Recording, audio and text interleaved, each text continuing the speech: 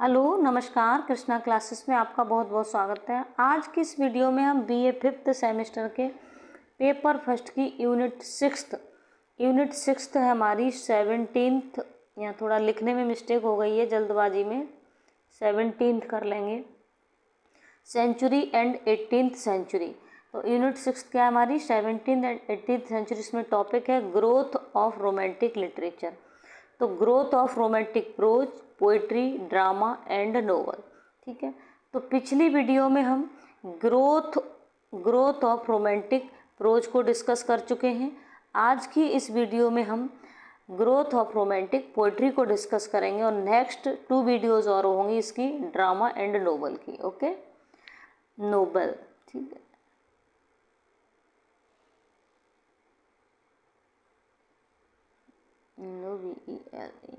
ठीक है, देखेंगे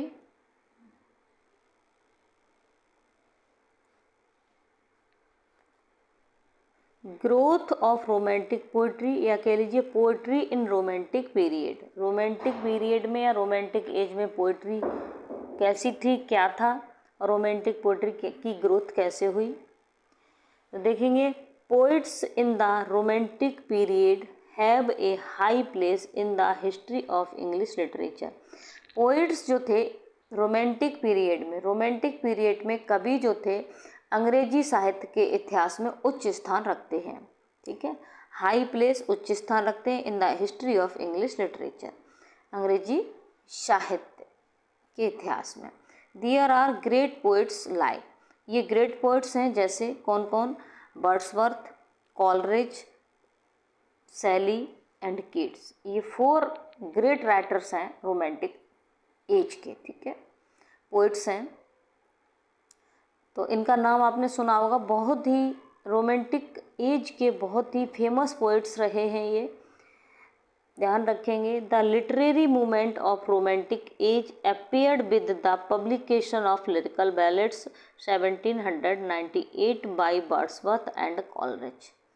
literary movement of romantic as का साहित्यिक आंदोलन। ठीक है, रोमांटिक एज का साहित्यिक आंदोलन अपीयर्ड हुआ विद द पब्लिकेशन के साथ of lyrical ballad. Lyrical ballad के पब्लिकेशन के साथ क्या हुआ था, रोमांटिक एज का लिटरेरी मूवमेंट, साहित्यिक आंदोलन आरंभ हुआ था, प्रकट हुआ था। कब, 1798 में। ठीक है, जो किसने लिखे थे लिरिकल बैलेड्स, वर्ड्सवर्थ ने और कॉलरिज ने लिखे थे। तो इसका फर्स्ट जो एडिशन है 1798 में पब्लिश हुआ था और सेकंड एडिशन इसका 1800 में। तो ये जो कलेक्शन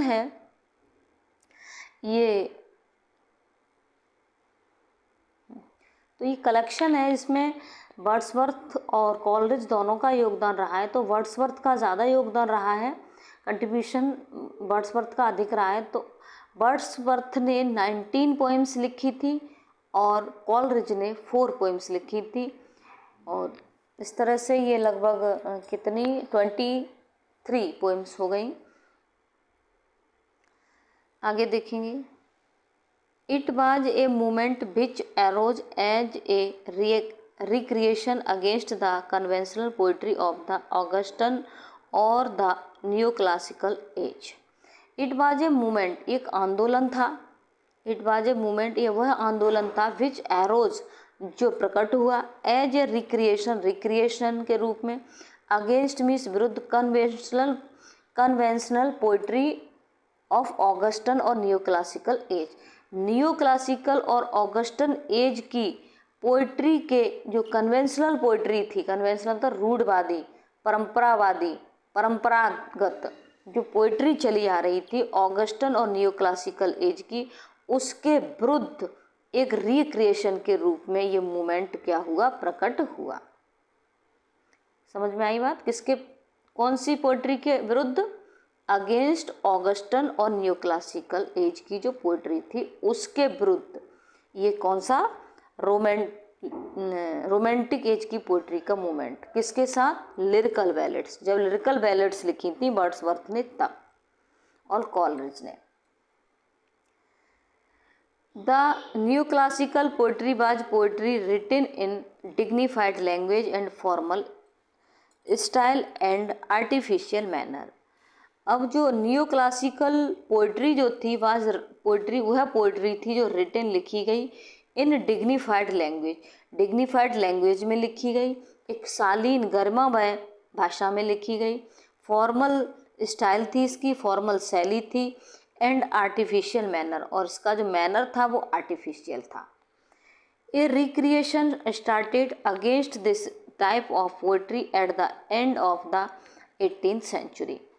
तो ये रिक्रिएशन स्टार्ट हुआ अगेंस्ट मीन्स विरुद्ध, दिस टाइप ऑफ पोइट्री, इस प्रकार की पोइट्री के विरुद्ध जो रिक्रिएशन स्टार्ट हुआ वो at the end of the 18th century, 18वीं शताब्दी के अंत में ये स्टार्ट हुआ था।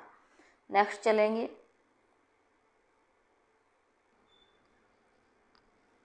This recreation or revolt against the conventional poetry found full expression in the poetry of Romantic age.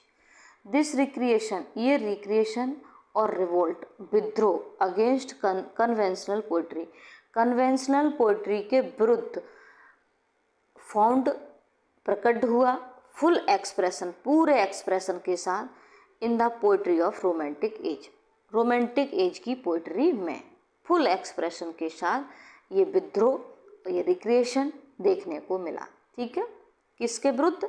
Conventional poetry जो चली आ रही थी ऑगस्टन एज और न्यू क्लासिकल एज की, उसके विरुद्ध। A new type of poetry was produced in this period. ये न्यू टाइप ऑफ पोइट्री, एक नई प्रकार की पोइट्री वाज प्रोड्यूस हुई इन दिस पीरियड, इस पीरियड में, विच वाज रिटन, जो लिखी गई थी in a simple style and language, साधारण शैली में, सिंपल शैली में और लैंग्वेज में से लिखा गया, and dealt with nature more prominently than with social life. Language मतलब ये किस में लिखी गई? Which was written in the simple style and language, जिसे सिंपल स्टाइल में और लैंग्वेज में लिखा गया, और dealt with nature more prominently than with social life, social life से अधिक, सामाजिक जीवन से अधिक इसमें नेचर को मोर प्रोमिनेंटली डील किया गया, उसका वर्णन किया गया, अधिक प्रोमिनेंटली, मोर प्रोमिनेंटली मतलब प्रमुख रूप से या अधिक प्रमुखता के साथ इसको क्या किया गया? सोशल लाइफ से अधिक नेचर का वर्णन किया गया इस पोइट्री में। कौन सी में? रोमांटिक एज की पोइट्री में। Chief qualities of the poetry of romantic age are as follows. Chief qualities, मुख्य विशेषताएं of the poetry of romantic age की पोइट्री की मुख्य विशेषताएं आर एज फॉलोज, इस प्रकार हैं। फर्स्ट है, क्या विशेषताएं रही रोमांटिक एज की पोइट्री की? Love and treatment of nature, nature का ट्रीटमेंट और लव देखने को मिला। सब्जेक्टिविटी देखने को मिली, सब्जेक्टिविटी थी मतलब आत्मीयता, मनोवाद, आत्मचेतना, ये देखने को, आत्मचेतना देखने को मिली। स्पॉन्टेनिटी थी, सहजता थी। सिंपलिसिटी, सादगी। Love of the middle ages के लिए प्यार। इम्पोर्टेंस ऑफ इमेजिनेशन की इम्पोर्टेंस। नोट ऑफ मेलनकली मतलब उदासी का विवरण। नोट मीन्स विवरण, ऑफ मेलनकली उदासी। ये सारी चीज़ें रोमांटिक पोइट्री में देखने को मिली। आगे देखेंगे नेक्स्ट, रोमांटिक पोइट्स कौन कौन से थे? Wordsworth is the greatest poet of all romantic poets. Wordsworth is the greatest poet, Wordsworth greatest poet हैं ऑफ ऑल रोमांटिक पोइट्स, सभी रोमांटिक पोइट्स के, मतलब सभी रोमांटिक पोइट्स में से सबसे ग्रेट पोइट वर्ड्सवर्थ हैं। He believes in simple language, वह साधारण भाषा में विश्वास करते हैं। And subjects from rural areas, वो किस में विश्वास करते हैं? He believes in simple language and subjects from rural life. तो वो रूरल लाइफ के जो ग्रामीण एरिया की जो सब्जेक्ट्स थे और उन्हीं की जो सिंपल लैंग्वेज थी उसमें वो विश्वास करते थे। उनका पोइट्री लिखने का जो माध्यम था, वो तरीका था, वो क्या था, रूरल लाइफर बेस्ड था। ही is called poet of nature, वो है नेचर पोइट कहलाए। सभी जानते हैं कि वर्ड्सवर्थ नेचर पोइट है। College is great romantic poet, college भी ग्रेट रोमांटिक पोइट है। He gives theory of imagination, उन्होंने इमेजिनेशन की थ्योरी दी, मतलब वो इमेजिनेशन की थ्योरी प्रोवाइड करते हैं, देते हैं। He supports the use of uncommon language in poetry, वह पोइट्री में अनकॉमन लैंग्वेज के प्रयोग को भी सपोर्ट करते हैं। P B Shelley is great romantic poet, P B Shelley भी एक ग्रेट रोमांटिक पोइट हैं।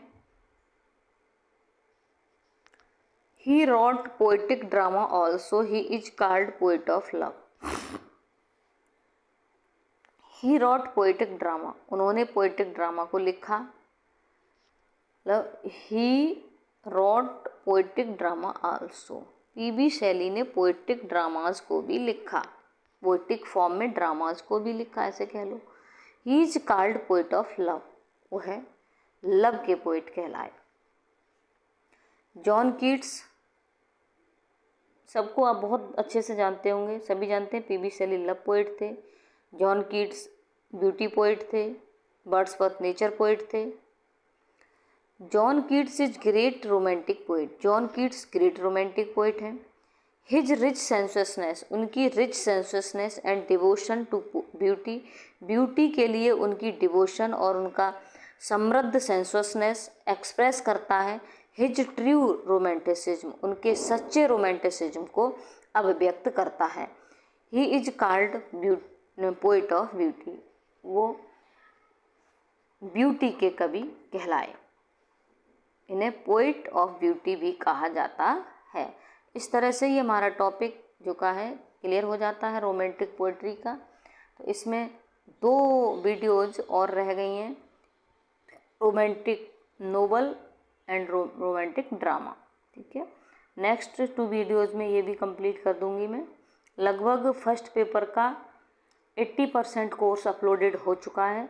आप प्लेलिस्ट ओपन करके सीरियल वाइज देख लिया करो, यूनिट बाय यूनिट, तो अच्छी तैयारी होगी आपकी। God bless you, thank you so much.